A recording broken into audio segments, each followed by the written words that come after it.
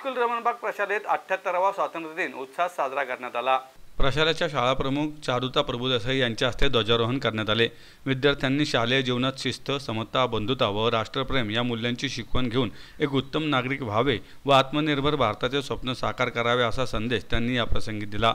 भारतीय स्वातंत्र्य लढ्यातील निवडक क्षणचित्रांच्या भित्तिपत्रकांचे प्रकाशन प्रशालेच्या शाळा समितीचे अध्यक्ष डॉक्टर शरद आगरखेडकर यांच्या हस्ते करण्यात आले। ही भित्तिपत्रके कला शिक्षक अंजली मालुसरे यांनी विद्यार्थ्यांच्या सहकार्याने तयार केली आहेत। सर्व पदाधिकारी, शिक्षक, शिक्षकेतर विद्यार्थी व पालक कार्यक्रमास उपस्थित होते।